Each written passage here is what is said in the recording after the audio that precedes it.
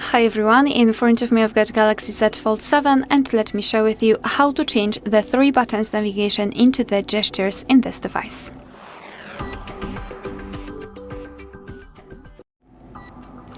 So let's begin with opening the settings, and here in this left section scroll and find display. Then let's scroll down again to localize this navigation bar.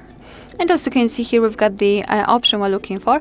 And before we set the gestures, I just wanted to draw attention to this more option section, because here we can customize the buttons. We can reorder the back button and the recent, so I just wanted to show it to you. So to set the gestures, we have to tap on this animation.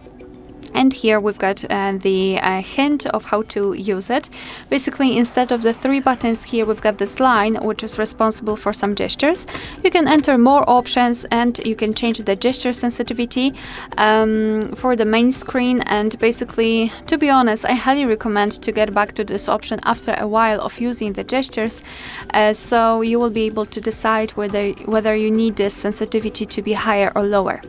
So in order to get back to the previous page, just like by using the back button, you have to swipe your finger from the side to the center. And if you can see this arrow, you can release the finger. And the same situation from the left side. If you wish to get back directly to the home page, swipe your finger from the bottom to the center of your device and make sure that this motion is quick and short. So something like that.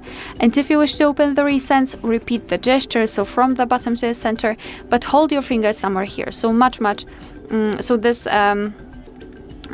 motion should be elongated, so something like that. And here we've got the recent. Alright, so that will be all. Thank you so much for watching. Please hit the subscribe button and leave the thumbs up.